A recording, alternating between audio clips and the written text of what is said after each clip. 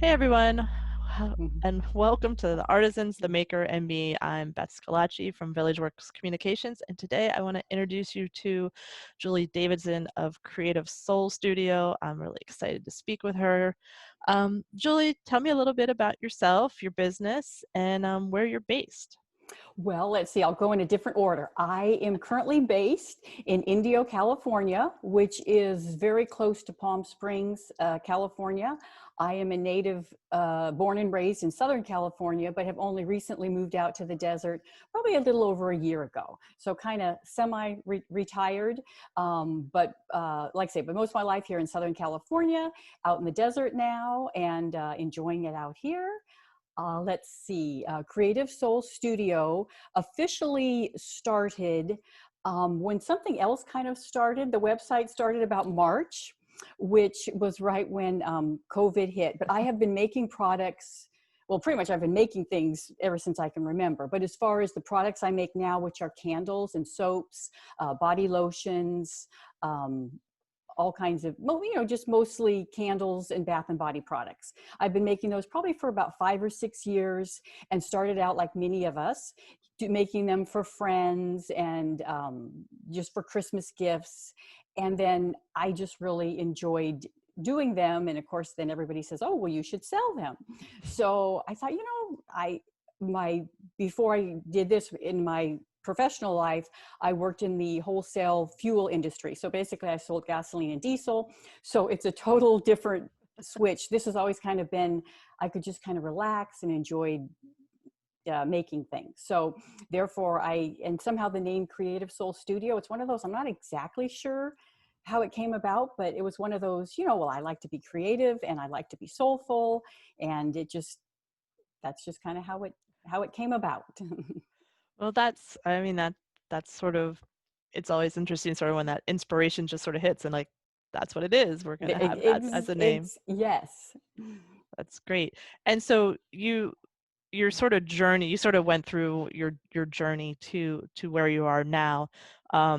So you said you'd been making soaps and stuff for 5 years before you started? Probably about, actually, I started making candles first. Okay. And when I first started, my sister and I went to a craft fair or something, and we saw candles. It was very popular to have them in wine bottles. Hmm. So we're like, well, we can do that. So, we just went on the internet and figured out how to cut a wine bottle, and they do not tell the truth. They're like, it's so simple. Just put a little string around it and it will break. But anyway, so we went through a whole process. I ended up getting a wet tile saw. My son would help me cut them. So we did that, but then we kind of evolved. So now I choose to do them in different containers. And it seemed like all the people that made candles also made soaps. And so I thought, I'm going to learn how to do that. So I found a class. It was actually in San Diego, California. And I took that. And it's like, I kind of like this. And so started doing that. And then, of course, one thing, you know, led to the next. So. Now because I've been talking to a few people about their first making their first soap. Do you remember the fragrance of that first soap? Well, in the class, they used essential oil, and yes, I do. It was Litzia cubina. I always say it wrong, but it was an Oh. essential oil, so it was basically a lemon soap. Oh, okay. So, and it had like lemon peel, Oh, rind, dried lemon, we sprinkled on top. So, and then nice. I went through different phases. So it was so fun to see all the different colors and fragrances. And so I tried with those. And then what I was more drawn to is more natural, uh, soap products. So now my soaps are only colored with either botanical material, so a clay, or even if I have a coffee soap, I will use coffee, Mm. or I actually infuse oil with coffee grounds, or and to me, that's kind of the fun part. I'll see some kind of herb or this. It's like, oh, well, I could infuse that, and what would that do? And then I also fragrance them or scent them with essential oils. So that kind of, then my journey kind of became more plant-based Okay. products. And I have switched to a more of a plant-based diet, probably, I don't know, 3 or 4 years ago, give or take. It Okay. just, it just works for me, and I actually enjoy it. So it just seemed very natural to go more plant-based. So all of my products are vegan, Mhm. which isn't that huge of a difference, but it just worked for me. Right. Now, So, does it, you know, I don't know a lot about soap making. I've done it once. oh, Um, but with all the products being plant-based, does that change formulas at all, or is it harder to accomplish? well, it changes formulas. Okay. It's just a little different. Like a popular soap is often an oatmeal and honey soap, Okay. and honey is not vegan. So I kind of was like, well, what can I do? I do live in the California desert, and I don't know the percentage, but they manufacture or grow, they grow dates. We have the Okay. date festival. We have this. So I'm like, well, you know what? I'm going to look into that. So now instead of honey, I have date nectar. Oh, So I wow. put that in my soap. So there's all kinds of different uh, so it is a little different. And I know, so as far as, and then I have a coffee soap. I don't use, a lot of people use, goat's milk or different types of milk. I will use almond milk or coconut milk. Oh, okay. So a little different, Yeah. but not, not that big of a deal. Right. It just like there's just so many. That's one of the things that always intimidated me about soap is there's just so There many options. Yes, exactly. And then just when you think, oh, I kind of like this, and then another thing that many people that make things probably do, I'll see something it's like, oh, I want to try that. Oh, I've never heard of that. Well, that oil, that sounds so much fun. So yes. The other thing that um, always is I'm never organized enough to plan ahead to make cold process soap. Like, Oh, right? Because it's 4 to 6 weeks usually curing, or yes. yes, yeah, I would be thinking about Christmas now, and Right, exactly. I know. And you're like, you know. so did you start in like July getting holiday products together? Yes, exactly. I'm still kind of working on it and being new. So I mean, I don't have a huge following or a ton of online sales, but I have connected with a local boutique, and on the weekend, they are doing, they'll have like 10 artisans there, and we can't be there because they have only so much space and they have to, of course, follow regulations. But that's good. And I just connected with a local shop it's a city called La Quinta, which is just a quaint little cute downtown. And their name is called H2O Closet, which I thought was a good Oh, fit. So they sell soaps and candles and lotion. So go figure. So I got my first order. So I'm going to go deliver that today. And so I'm just kind of getting to know the community and places. And but yeah, so planning ahead, what's that line? Like, how much are you going to sell? What, at the holidays? And most of the holiday things are still going to be my regular products. So okay, it's not like I just have a Christmas candle or a pumpkin candle. So I'm just trying to stock up on my inventory. right. That's a good plan. And if I understand this right, you run this business with your son. Yes, my Okay. younger son, Younger son. he works with me for the most part. I do all the day-to-day stuff, but when it came to, he is an artist, so, he'll draw my logo. He helped with the website, um, just kind of bounce things off each other. The day-to-day stuff, I do that. And also he has a very good nose and a eye for things. So if I have a question, um, so we kind of work together, but not on a day-to-day basis, but it works. Right. That's great. And have you guys always like been creative together and Well, yes, we have. I have two sons. He is my younger son, and he was the one who, when it was the school project, we would be having fun and making the mission at 10 o'clock at night and gluing on, trees on the thing. And we were actually having fun. So yes, we have always worked well doing this kind of stuff together.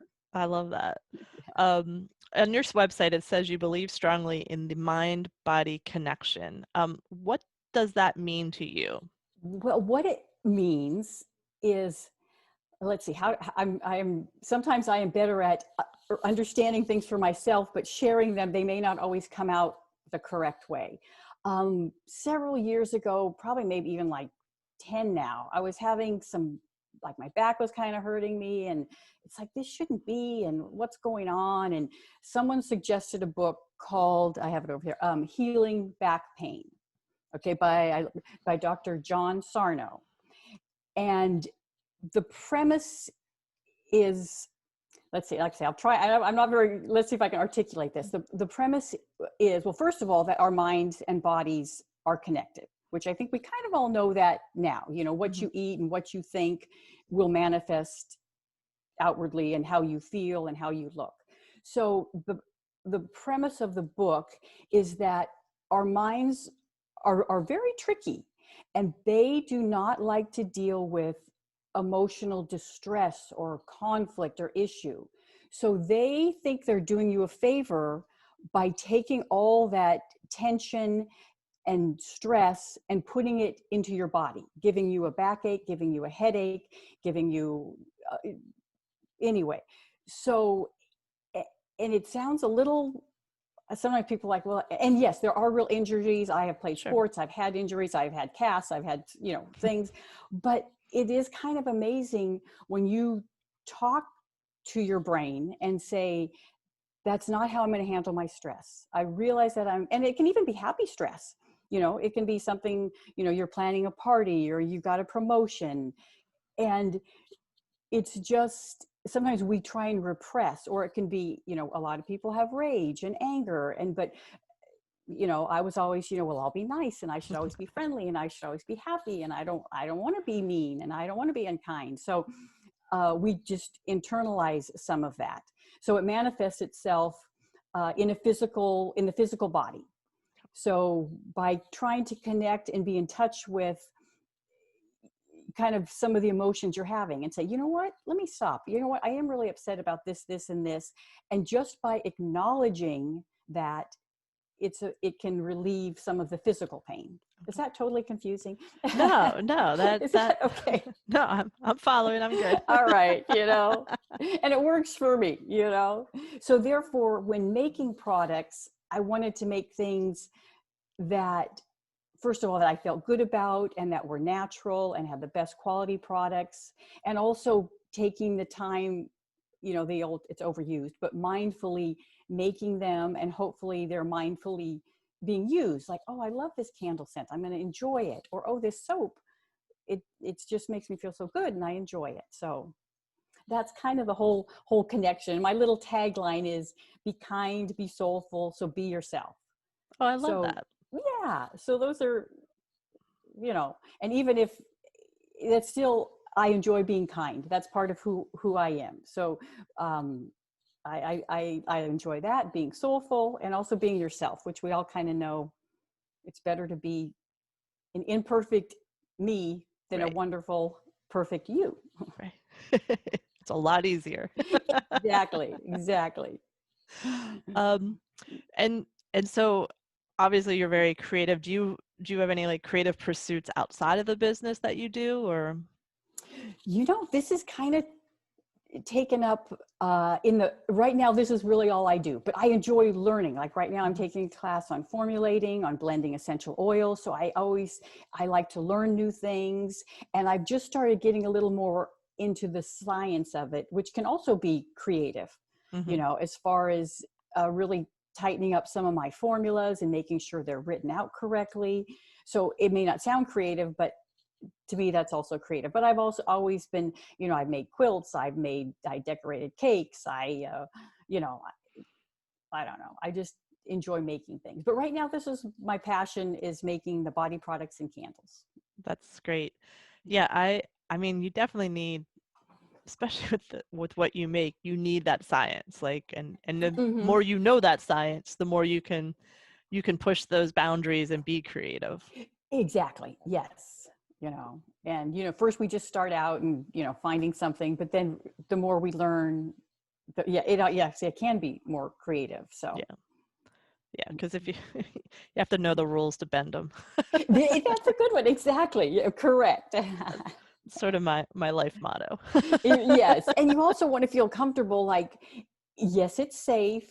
And you know what I mean? And I've done my research, and so. Yeah, I mean that's I'll be honest, the whole lye part Oh, of soap making has definitely, I mean, people have watched a few episodes, they'll know that.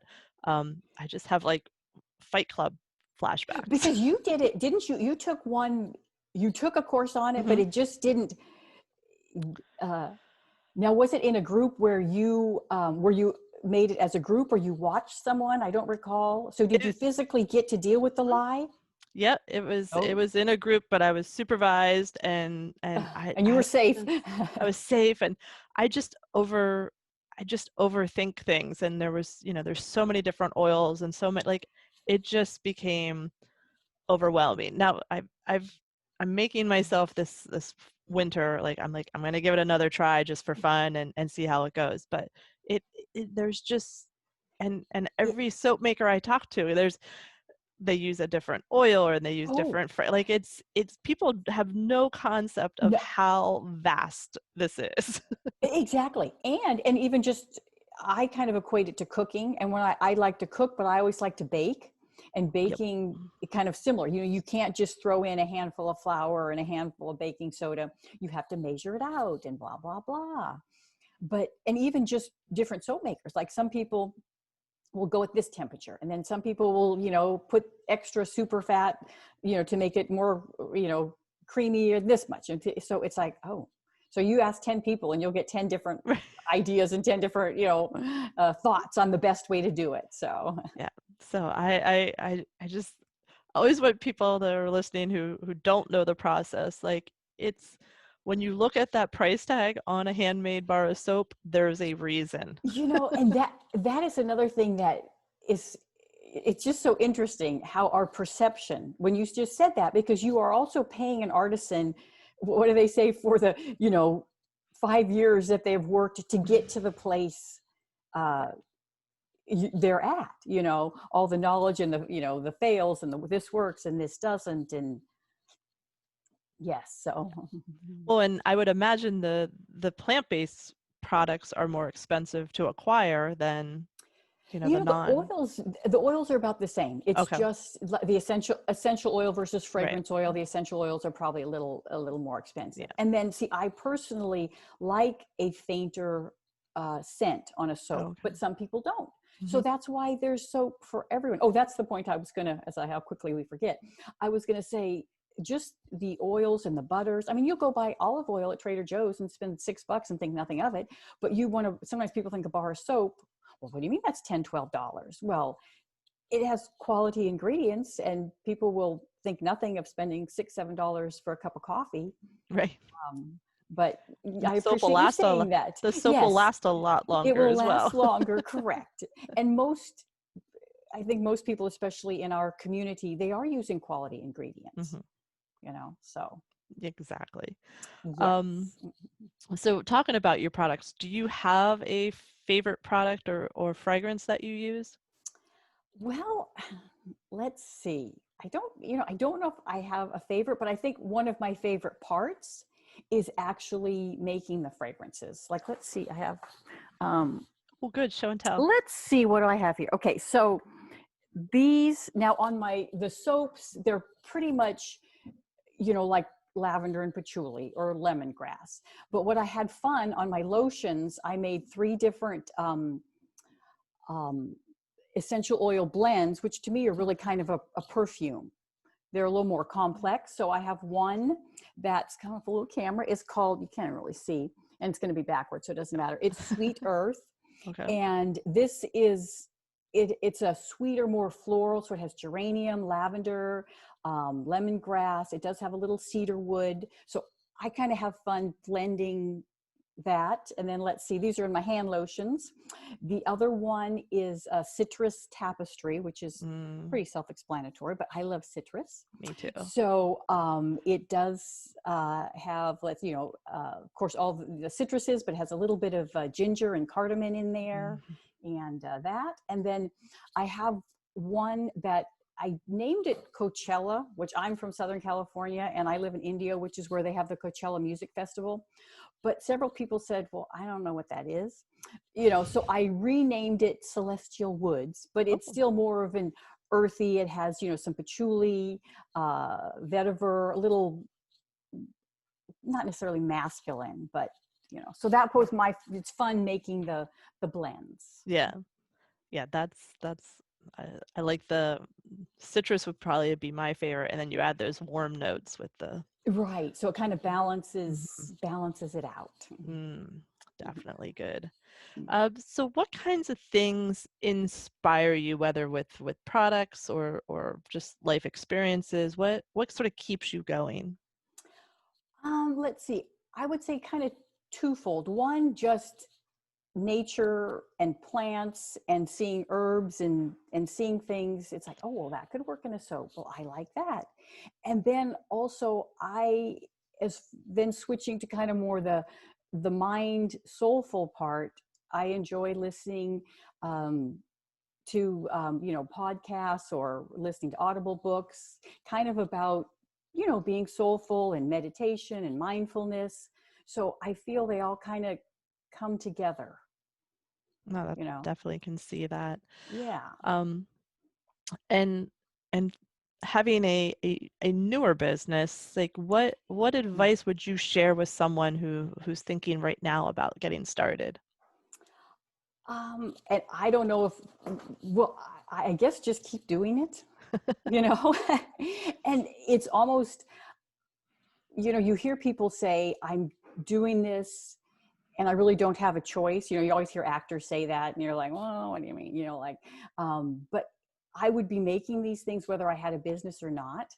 It's just so that kind of the creative soul part, it feels my soul. So that I guess you have to enjoy doing it. And then you kind of got to put yourself out there a little bit, which I'm learning. So I'm just starting the Instagram, and I was proud of myself. I went to a couple shops in town, and one of them said yes. So, you know, so I'm just trying to put myself out there and just keep doing it. And I mean, there's some other timings in history that I can think would be not good for starting a business, but I mean, you like you said March, and I mean, really, could you have?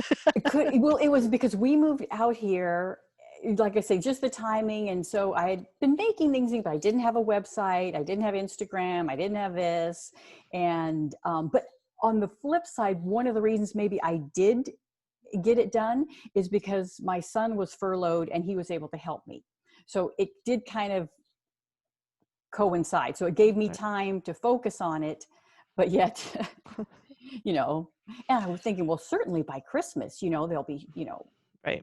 holiday boutiques and fairs. And like I live in a community here, and last year they had a holiday boutique and I sold my stuff and I did well. And I'm like, okay, this is great. I'll do it again next year. You know, certainly by November it will be good to go. And so I'll just lay the groundwork and, you know, Yeah, it's definitely I think we all thought it would be a lot shorter than, or at least under control more, that we yeah. would be able to get back to shows and stuff. So And um sometimes I guess just easier said than done, but trying to kind of enjoy the moment, enjoy the process. So it is relaxing for me to make soap. I do enjoy doing these things. And sometimes it's not always so easy. You think, oh, I got to rush into this, but I'm working on that, trying to, as I say, be present, you know, be thankful for the things I do have. I mean, I have a nice house, I have a kitchen, I can make these things. And, you know, fortunately I live in, you know, California. We are able, pretty much I've been able to get most things.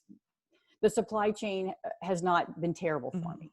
that's good, Yeah. because I know that's been unfortunately a huge Yeah. obstacle for a lot of people. Yeah, especially I think more in the candle industry is what I've Yes. observed, you know, waxes and containers. Yeah. Yeah. Well, I hate to leave it on that note, but Yeah. but this is great. I mean, I love that I like talking to people who have been doing it for, 10, 20 years, and then now, a new business, and it's It- nice to see the people still have that same passion at whatever point they're at. You're right. And I know it's exciting seeing people that have been doing this and are successful. It's a little intimidating, but it's also, that's how you learn. And, it's like, okay, they did it, I can do it. Right, right. You sort of watch what they did and make your just you know mimic it, but you can sort of see things that you can be like, oh, okay, these are milestones that I can aim for as well. Yes. That's great.